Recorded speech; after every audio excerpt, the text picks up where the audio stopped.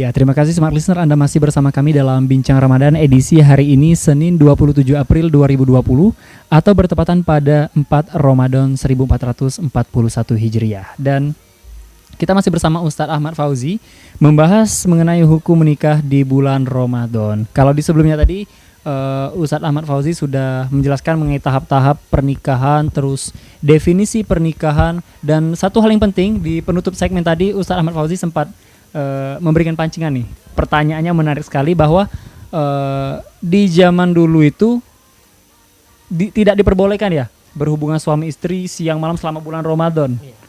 Tapi setelah turun ayat barulah diperbolehkan ya, seperti yang kita rasakan saat ini, Ustadz. Ini bisa diceritakan Ustadz mengenai tafsiran ayat yang turun pada saat kejadian tersebut. Silakan Ustadz Ahmad Fauzi. Terima kasih kepada pembawa acara, untuk seluruh listener dimanapun Anda berada.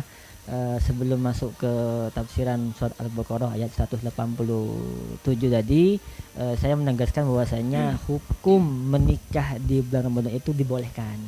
Yang ditakutkan itu hanya takut terjadi hal-hal yang berhubungan suami istri di pagi atau di siang hari di bulan Ramadan. Itu yang sangat ditakutkan, sehingga banyak orang-orang dulu yang menghindari pernikahan di bulan Ramadan. Tapi dalam Islam memang tetap dibolehkan, bahkan sah kita menikah di bulan Ramadan. Nah, selanjutnya kita masuk ke tafsiran ayat 187 Al-Baqarah yang berbunyi A'udzubillahi minasyaitonirrajim, bismillahirrahmanirrahim. Uhilla lakum laylata siyamir rafasu ila nisaikum hunna libasul lakum wa antum libasul lahun. Oke, itu beberapa potongan ayat 187 yang artinya bahwasanya telah dihalalkan bagi kalian untuk bahasanya mencampuri atau bergaul dengan istri kalian di malam-malam bulan Ramadan. Asbabun nuzul dari ayat ini salah satu ayat yang menghapus hukum sebelumnya, di mana pada awal-awal Islam itu memang umat Islam tidak dibolehkan berhubungan suami istri baik itu di malam hari maupun di siang hari di bulan Ramadan. Jadi full selama 30 hari. Ini sangat sulit sekali ya. Karena kasih sayangnya Allah, jadi Allah memberikan kelonggaran, keringanan, karena Allah memang maha luar biasa, maha tahu tentang kebutuhan hamba-hambanya. Sehingga Allah menurunkan ayat yang menjadi penghapus hukum sebelumnya. Sehingga Allah memberikan kelonggaran, keringanan, kita boleh berhubungan suami istri di malam hari. Setelah berbuka puasa atau setelah tarawih sampai sebelum fajar. Itu dibolehkan. Nah, gitu. Berarti ini Islam hadir di muka bumi ini atau di dunia ini adalah untuk memberikan kemudahan bagi setiap umatnya ya. Jadi Islam itu memang moderat sekali. Bisa sesuai dengan zamannya. Tidak memberatkan kepada pemeluk agamanya untuk melaksanakan syariat Islam. Baik. Nah, Ustadz Fauzi, ini ngomong-ngomong masalah kemudahan. Saat ini kita tahu bahwa banyak sekali terjadi hambatan lah muda-mudi untuk melangsungkan pernikahan. Contohnya ya paling kecil ya, dari permintaan keluarga yang harus memperbanyak syaratnya kalau mau menikah. Ini ada syarat-syarat khusus. Kalau dalam Islam bagaimana nih pandangan Ustadz Fauzi? Emang seperti itu atau bagaimana nih? Sebelumnya kami akan sedikit menyampaikan mengenai budaya yang ada di daerah kami. Kebetulan kami kan berasal dari Madura. Ternyata di sana di Madura itu bagi yang menikah, yang mengadakan resepsi itu semuanya ditanggung oleh perempuan. Jadi sangat mudah sekali di sana. Itu budaya di Madura ya, Ustaz? Budaya di Madura. Tidak ada pintaan beberapa suku dan sebagainya. Dia sukarela. Sukarela, karena memang kebanyakan di sana itu orang-orang tua di Madura itu berpedoman kalau seandainya kita menolak satu laki-laki dengan beberapa syarat, itu biasanya mereka berpandangan anak perempuannya akan tidak laku. Itu di Madura ya Ustaz ya? Iya, Madura, sehingga oke. dia ketika ada laki-laki yang memang serius, sudah baik agamanya, maka dia tidak menyulitkan, untuk menikahi anak perempuannya, sehingga tidak ada syarat ini, syarat itu dan sebagainya. Oke. Memang kalau kita melihat dari budaya terutama khususnya di Palembang, ada beberapa orang tua yang mempersulit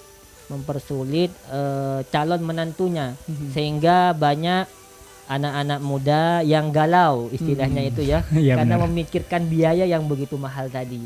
Nah, bagi teman-teman pendengar yang Oke. dalam keadaan seperti itu harus memang banyak berdoa kayak gitu supaya mertua atau calon mertua Luluh tadi hatinya. iya, luluh kayak gitu. Makanya dan juga kami menghimbau kepada orang-orang tua yang memiliki anak perempuannya yang mau dinikahkan oleh anak laki-laki, jika dia sudah bersiap, sudah siap, sudah bagus akhlaknya, maka segerakanlah.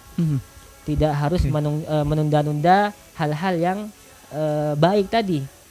Ditakutkan ada hal yang negatif yang akan terjadi karena banyak kasus anak perempuan yang kabur dengan pacarnya karena memang tidak direstui oleh orang tuanya. Ini yang ditakutkan. Nah, itu hal yang harus diperhatikan oleh orang tua zaman sekarang ya. Iya, untuk sehingga menghindari hal tersebut. Oke. tidak boleh tidak terlalu mempersulit. Bahkan kita boleh orang tua membantu anak kita. Bahkan harus membantu ya? Iya. Oke. Membantu calon menantu kita untuk melangsungkan yang namanya pernikahan tadi, kayak gitu. Jadi baik. itu tergantung dari orang tua bagaimana pemahamannya, bagaimana lihat positif dan negatifnya, itu kembalikan kepada orang tua, dan kami harapkan kepada pihak laki-laki maupun pihak orang tua harus terjadi komunikasi yang baik. Oke, baik. Nah, Ustadz Fauzi, kalaupun lelakinya memiliki rezeki lebih nih,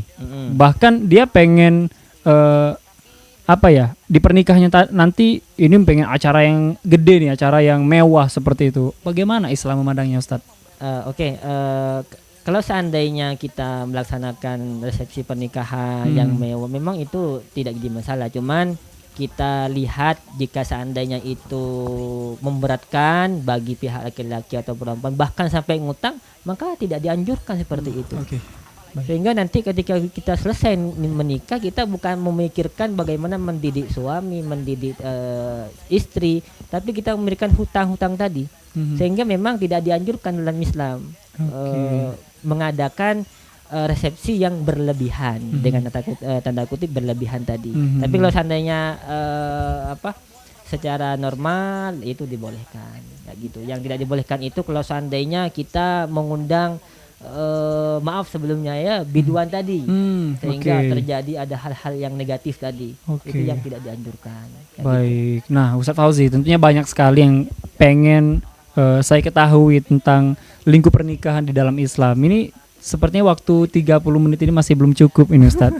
Kita membahas mengenai pernikahan, tapi kita sudah di segmen terakhir. Mungkin Ustadz Ahmad Fauzi bisa memberikan pesan-pesannya terakhir kepada smart listener dan juga penonton channel YouTube kita di Smart FM Palembang. Silakan Ustadz. Oke, kepada seluruh listener yang setia radio Smart FM dimanapun Anda berada, mengenai tema ini tentang menikah di bulan Ramadan, kami ulangi lagi bahwasanya itu dibolehkan dan tetap sah. Tapi dalam pernikahan tadi ada tahap-tahap yang harus kita lewati. Tahap yang pertama tadi ada yang namanya pernikahan. Sebelum pernikahan ada yang namanya lamaran. Selanjutnya kita harus menghindari yang namanya budaya barat mengenai prawedding, kecuali setelah akad kita boleh melakukan prawedding. Selanjutnya yang ketiga, yang terakhir, bagi orang tua silahkan untuk tidak terlalu menyulitkan kepada calon menantunya untuk menikahi anak putrinya, sehingga nanti anak putrinya nyaman, bahagia, menantu kita juga bahagia, sehingga terjadinya komunikasi yang baik. Itu saja mungkin beberapa hal yang harus kami sampaikan untuk pernikahan tadi. Tujuannya untuk mencari kebahagiaan, sehingga tadi yang terakhir, bagaimana kalau seandainya resepsinya mewah, nah itu tidak jadi masalah. Yang jadi masalah kalau seandainya semuanya ngutang, itu yang harus dihindari. Itu saja mungkin.